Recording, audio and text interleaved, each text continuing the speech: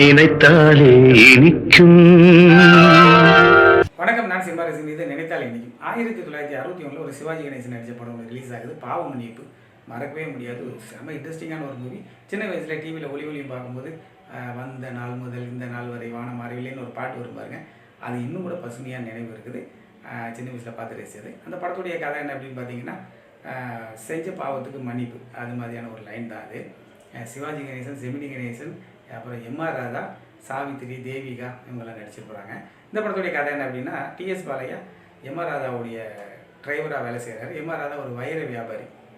So அவர் ஒரு கொலை பண்ணுறாரு. அந்த கொலைப்பொலி வந்து டிஎஸ் பாலையா மேலே விழுது. அதுக்காக அவர் ஜெயிலுக்கு போகிறாரு. அங்கேருந்து தப்பிச்சு வரக்கூடிய அந்த மனிதர் என்ன பண்ணுறாரு அப்படின்னா, இவருடைய 2 பையங்க, அதில் ஒரு பையனை கடத்திட்டு போயிடுறாரு. ஸோ அவனை கொண்டு போய் ஒரு ரயில்வே ட்ராக்கில் விட அந்த குழந்தைய ஒரு இஸ்லாமிய பெரியவர் எடுத்து வளர்க்குறாரு. ஸோ இந்த ராம் அப்படிங்கிறது சிவாஜி கணேசன் அந்த கேரக்டர். இந்த ராம்ங்கிற அந்த பையன் வந்து ரஹீமா அந்த இஸ்லாமியர் வீட்டில் வளர்கிறாரு. அவர் ஒரு சோசியல் சர்வீஸ் பண்ணக்கூடிய ஒரு நல்ல ஒரு மனிதராக அவர் இருக்கிறாரு. 2வது பையன் ஜெமினி கணேசன். ஸோ அவர் வளர்ந்து அவர் போலீஸாக போகிறாரு. அப்புறமா அந்த டிஎஸ் பாலையாவுடைய குடும்பம் கொஞ்சம் நடுத்தருக்கு போயிடுறாங்க. அவர் ஜெயிலுக்கு போனதுனால மனைவி இறந்து போகிறாங்க. அவங்களுடைய இந்த 2 பெண் குழந்தைகளில் ஒன்று வந்து ஒரு வேலைக்காரம்மா கிட்ட வளருது. அப்புறம் இன்னொரு பெண் வந்து அந்த ஊரில் இருக்கக்கூடிய ஒரு நல்ல மனுஷன் ஜேம்ஸ்னு சொல்லி ஒரு கேரக்டர்.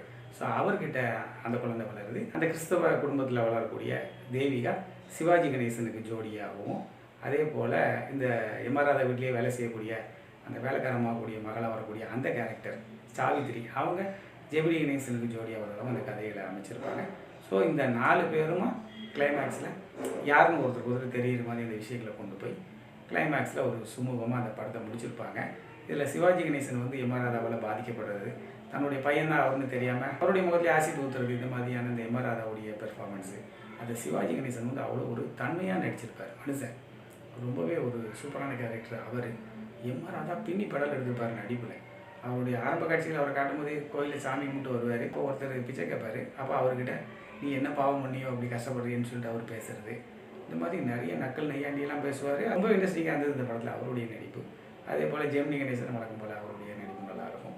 தேவிகா, சாவித்திரி இவங்க எல்லாருமே ரொம்ப நல்லா பெர்ஃபார்ம் பண்ணியிருப்பாங்க. எல்லோரும் கொண்டாடுவோம் அப்படின்னு சிவாஜி கணேசனுக்கு பாட்டு, பால் இருக்கும் பழம் இருக்கும் பசி இருக்காதுங்கிற பாட்டு, காதல் பாட்டு, இப்படி நிறைய பாடல்கள் உண்டு. எல்லாமே ரொம்பவே சூப்பராக இருக்கும். ஒரு மறக்க முடியாத படமாக இது இருந்தது. குறிப்பாக மத நல்லிணக்கத்தை பற்றி இந்த படம் ரொம்ப அழகாக பேசியிருக்கும். சிவாஜி கணேசன் வளரக்கூடிய அந்த இஸ்லாமிய குடும்பம், அவங்க அந்த மக்களுக்கு செய்யக்கூடிய நல்ல விஷயங்கள் ரொம்ப ரசித்த ஒரு படம். இந்த படம் பார்த்துருந்தீங்கன்னா கமெண்ட்டில் பதிவு செய்யுங்க. நன்றி, பண்ணி சந்திப்போம். இந்த சேனல் பிடிச்சிருந்தா லைக் பண்ணுங்கள், கமெண்ட் பண்ணுங்கள், ஷேர் பண்ணுங்கள்.